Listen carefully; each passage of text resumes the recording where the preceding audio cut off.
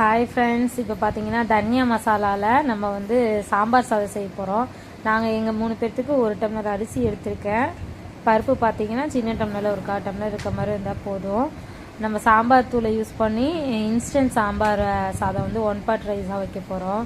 ஏன்னா இன்றைக்கி கொஞ்சம் லேட் ஆகிடுச்சு, வெளில போயிட்டு. சரி, நம்ம சாம்பார் தூளில் எப்படி வந்து இன்ஸ்டண்ட்டாக வந்து செய்கிறோம் அப்படிங்கிறது பார்ப்போம். எங்களுக்கு பார்த்தீங்கன்னா 2 கத்திரிக்காய் இருந்துச்சு, முள்ளங்கி 2 இருந்துச்சு, இருக்கிற காய் எடுத்துக்கிட்டேன். நான் கொஞ்சோண்டு வெங்காயம், தக்காளி, கேரட் 2, கடுகை ஃபஸ்ட்டு போட்டுட்டு அதுக்கப்புறம் பார்த்தீங்கன்னா ஒரு 1/4 ஸ்பூன் ஜீரகம், ஒரு 2 வெந்தயம் போட்டுக்கிட்டேன்.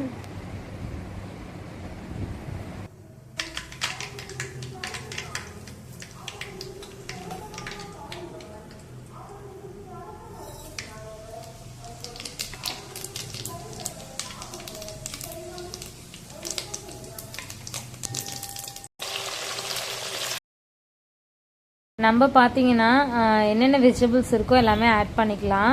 நாங்கள் வீக்கெண்டு தான் வெஜிடபிள்ஸ் எல்லாம் வாங்குவோம், சாட்டர்டேயில். அன்றைக்கி பார்த்தீங்கன்னா ஃப்ரைடே நம்மக்கிட்ட இருந்தது பார்த்தீங்கன்னா கத்திரிக்காய், கேரட்டு, முள்ளங்கி 2 இருந்துச்சு. அதையும் எல்லாம் வேஸ்ட் பண்ண வேணாமேனு எல்லாத்தையுமே அன்றைக்கி போட்டு விட்டு 1 பாட் சாம்பார் சாதமாக வச்சாச்சு. இது பார்த்தீங்கன்னா இதில் நம்ம முருங்கைக்காய், மாங்காய் ஆட் பண்ணோம்னா ரொம்ப டேஸ்ட்டாக இருக்கும். நார்மலாக சாப்பிட்றத விட இன்னும் கொஞ்சம் சாப்பிட்லாம் அப்படின்னு தான் இருக்கும். தேவையான அளவு உப்பு போட்டுக்கலாம்.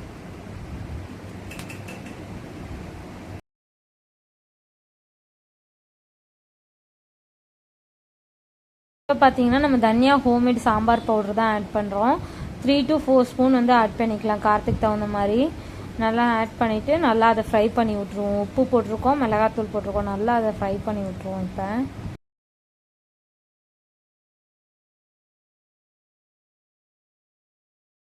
இந்த ஸ்டேஜில் பார்த்தீங்கன்னா நம்ம சின்ன நெல்லிக்காய் அளவு புளி ஊற வச்சோம் இல்லையா, அதை வந்து ஆட் பண்ணிப்போம். நல்லா ஆட் பண்ணி விட்டு இதையும் நல்லா ஃப்ரை பண்ணி விட்டு கொஞ்சமாக எண்ணெய் பிரிஞ்சு அப்படியே மேலே வந்துடும். அதுக்கப்புறமேல் நான் இதுக்கு பார்த்தீங்கன்னா 1 டம்ளர் இப்போ அரிசி ஊற வச்சுருந்தேன். அதனால் நான் வந்து ஒரு 4 டம்ளர் அளவு, ஏன்னா கொஞ்சம் குழஞ்சி இருந்தால் தான் நல்லாயிருக்கும் சாம்பார் சாதம். அதனால் நான் வந்து 1க்கு 4 டம்ளர் அளவு தண்ணி ஊற்றிக்கிறேன். தண்ணி ஊற்றிட்டே நல்லா நம்ம மூடி வச்சுருவோம்.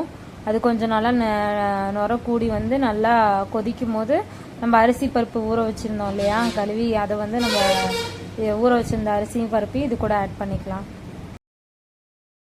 கொஞ்சம் நாளைக்கு ஊற வச்சுருந்தோம் இல்லையா, இதை வந்து நம்ம இது கூட இப்போ ஆட் பண்ணிக்கலாம். இப்போ பார்த்தீங்கன்னா நான் அந்த அரிசி பருப்பையும் நான் வந்து இதில் ஆட் பண்ணிட்டேன். இப்போ நல்லா இது பண்ணி விட்டு இந்த ஸ்டேஜில் தான் வந்து நம்ம டேஸ்ட் பார்த்துக்கணும். உப்பு காரம் எல்லாம் கரெக்டாக இருக்கா அப்படிங்கிறத வந்து நம்ம இந்த ஸ்டேஜில் வந்து நல்லா டேஸ்ட் பண்ணி பார்த்துக்கணும். நம்ம எல்லாத்தையும் டேஸ்ட் பார்த்தாச்சு, நமக்கு உப்பு காரம்லாம் கரெக்டாக இருக்குது. இந்த ஸ்டேஜில் நம்ம விசில் போடுறதுக்கு குக்கரை மூடி ஏர் வந்ததுக்கப்புறமேல தான் நான் விசில் போடுவேன். பார்ப்போம், ஏர் வரட்டும், அப்புறமா நம்ம விசில் ஆட் பண்ணி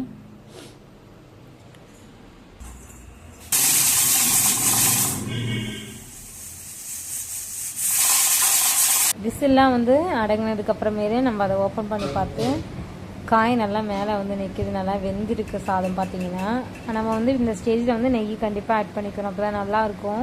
ஒரு 3 ஸ்பூன் நெய் ஊற்றி நல்லா வந்து மசிச்சு விட்டுக்கிட்டேன். நான் நல்லா குழவா இருந்தால் தான் நல்லாயிருக்கும், அதனால் நல்லா மசிச்சு விட்டுக்கிட்டேன். இதில் நம்ம வந்து பெருங்காயத்தூள்லாம் போட்டால் நல்லாயிருக்கும். அது கொதிக்கும் போதே நம்மளோட மசாலாவில் ஆல்ரெடி பெருங்காயத்தூள்லாம் இருக்குங்காட்டி நான் வந்து அதை ஆட் பண்ணல சாம்பார் சாதத்துக்கு. சில பேருக்கு பார்த்தீங்கன்னா தனியாக சாம்பார் தண்ணியாக வச்சு பருப்பையும் அரிசி மட்டுமே வேக வச்சு அதுக்கப்புறம் தனியாக இப்போ செஞ்ச மாதிரியே வெறும் தாளித்து விட்டு சாம்பார் தனியாக கொதிக்க வச்சு தண்ணியாக ஊற்றிப்பாங்க. லாஸ்ட்டாக ஊற்றி இந்த மாதிரி கிளறி விடுவாங்க. அந்த மாதிரி செஞ்சாலும் நல்லாயிருக்கும். நம்ம அந்த மாதிரி ஒரு நாள் செய்வோம். கண்டிப்பாக இது பிடிச்சிருந்துச்சின்னா நம்ம சேனல் லைக் பண்ணுங்கள், ஷேர் பண்ணுங்கள், சப்ஸ்கிரைப் பண்ணிக்கோங்க. நம்மளோட மசாலா வேணுன்னா மறக்காமல் வாட்ஸ்அப் பண்ணி வாங்கிக்கோங்க. தேங்க்யூ.